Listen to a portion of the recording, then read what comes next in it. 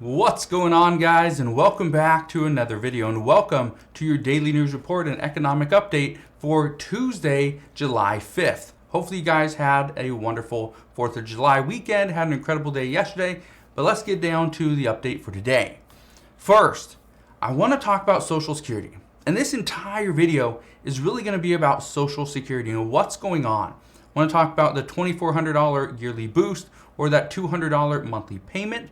I want to talk about how some states have been hit so hard by cuts and staffing shortages that it's actually causing delays in processing some of your benefits. So let's get right down to it. But now, before I get into this, I just want to preface this by saying that I'm going to break down the current discussion surrounding Social Security.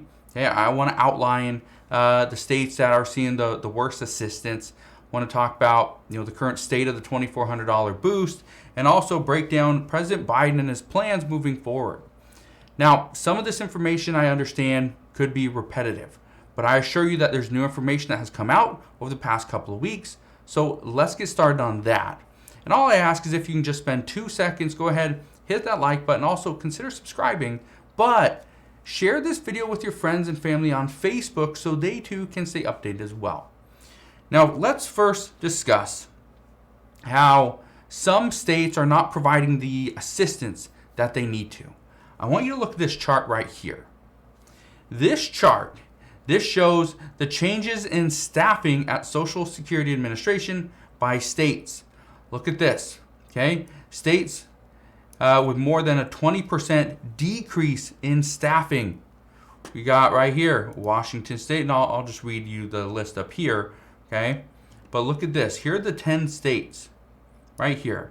It includes Alaska, Indiana, Iowa, Kansas, Louisiana, Ohio, Virginia, Washington, West Virginia, and Wisconsin. Now, 4 of those states right here, okay, have seen a 25% decrease. That's Alaska, Iowa, Virginia, and West Virginia. You can see the map right here. Now, here's the reason why this is such a big issue.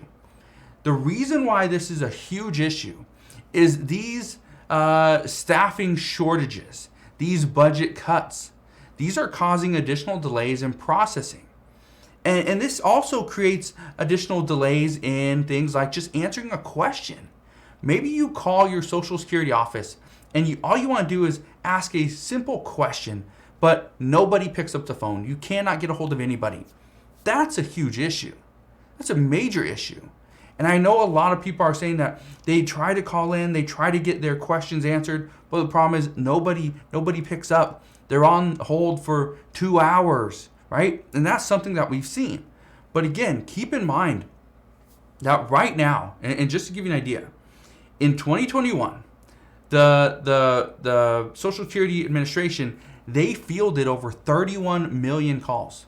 31 million calls. That's an insane amount of phone calls. But it was also reported that they barely picked up. Barely picked up. I think it was like less than 5% of the calls they actually answered. Less than 5%. That's better than the IRS, but that's still horrible. But there's good news potentially in 2023 because President Biden is trying to get more funding to the Social Security Administration. He's trying to get more funding, and this could potentially help out with phone calls, fielding your questions, also processing your claims. So again, I will address that in just a minute. But let's talk about that $2,400 boost. And one of the questions I've been getting a lot is this for everybody? Now, no, it's not. Okay? And I'll kind of touch on this, but again, this is just a proposal. This is not an exact bill because this was only proposed recently. This was actually introduced on, I believe, June 9th, so about a month ago.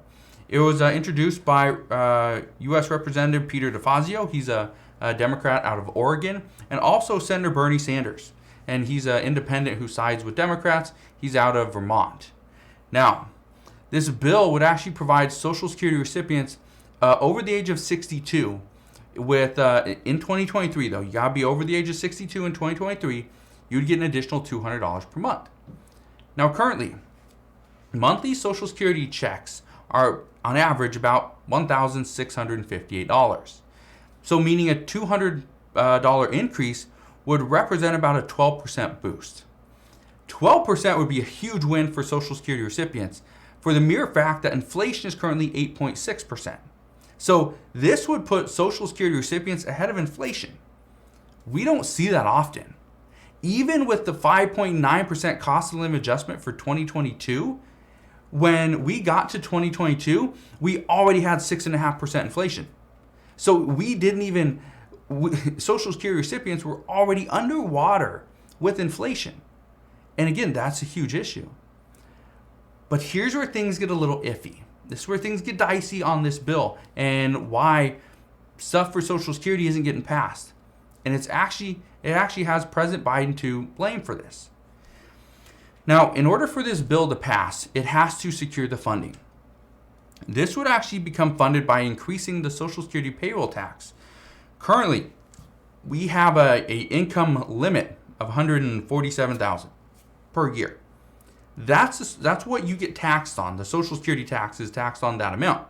However, under this bill, even income over $250,000 per year would get taxed. But here's the issue, and this is where President Biden and his claims have come in. President Biden made it very clear when he was running for president that nobody making less than $400,000 per year would pay a penny more in taxes. However, Democrats believe that this is the one campaign promise he needs to pretty much eliminate. Okay? This is the one campaign promise that just needs to go, or else they say it threatens the Democratic agenda. So I don't know what's going to happen, but what I can tell you is President Biden trying to get $200 per month to Social Security recipients, it was a good idea. Okay? And the reason why I say it was a good idea is because then he backed that by saying nobody making less than $400,000 per year would see a penny more in taxes. That's the issue. That is the issue. Okay? So, now I want to say one thing. Before I get into what President Biden is going to do, I want to say one thing, and that is that the Biden administration isn't the sole reason why Social Security is struggling. And why Social Security recipients aren't getting the $200 boost that he promised them. It's not because of the Biden administration. It's because of President Biden himself. He is one of the main reasons why Social Security is still struggling. And I say this because President Biden, he's been in office for about 2 years as the President of the United States. He's done nothing for Social Security recipients. And don't say he provided the 5.9% cost of living adjustment. No, he didn't. He contributed to higher inflation, which higher inflation is the purpose of that 5.9% cost of living adjustment. He was also vice president for 8 years. He didn't do a whole lot for Social Security. And then the fact that he was a senator for 36 years. That is one of the things that has a lot of people questioning whether or not he could get anything done. This is exactly what some people said, and even former President Donald Trump brought this up as well. Even Senator Bernie Sanders brought this up as well, is President Biden has been in the Senate for X amount of years, and he hasn't really brought in any new ideas. So how is he going to bring in new ideas as a president? He's not. And this is why some people believe someone else is pulling the strings. Now, here is what President Biden has done. Okay? With inflation running so hot during this past year, obviously Social Security recipients received that 5.9% cost of living adjustment. It's expected that inflation is still going to be running so hot that the cost of living adjustment will be as high as 10.8% in 2023. But here's the big change to Social Security, and this is what I want you to understand. President Biden has proposed $14.8 billion to Social Security in this year's fiscal budget. That is a $1.8 billion addition, okay? And I want to explain how this is going to be spent. Because again, remember the chart that I just showed you. Remember the chart that I showed you right here, okay? This little graph. I want to show you this. I want to explain where this money, this $14.8 billion is going to go. Because this money would be spent to around field offices. It says teleservice centers for retirees and state disability determination services, while funding investments such as decreasing customer wait times. And let me know down in the comment section below, have you ever waited for more than an hour?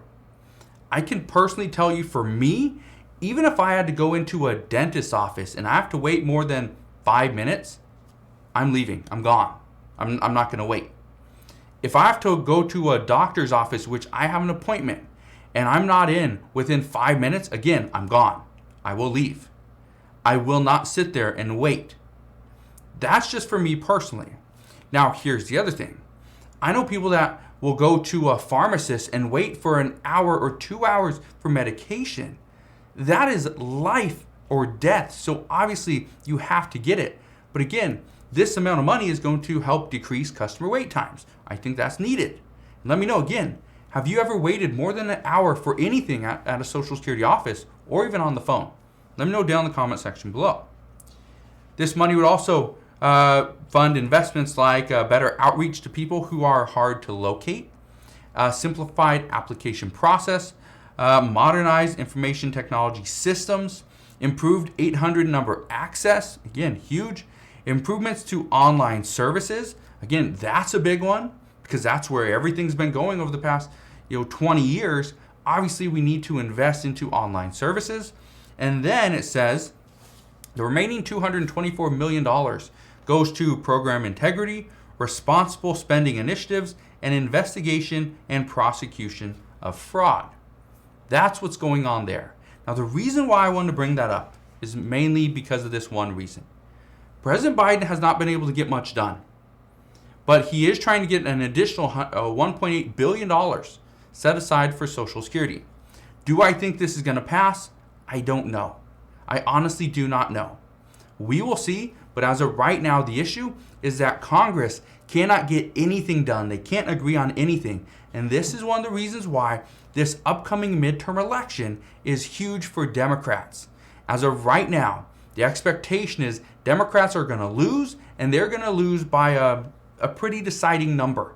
So if this happens and Republicans gain back the House and the Senate, it's going to be a rough 2 years for President Biden and Democrats. So we'll see what happens there. But as always, as I know more, I promise I'll come back on and share all latest news and updates. Again, just want to thank you guys for watching. Do me a favor, go ahead and share this video with your friends and family over on Facebook so they too know exactly what's going on. So again, thank you guys for watching. Consider subscribing, and I'll see you guys on the next one.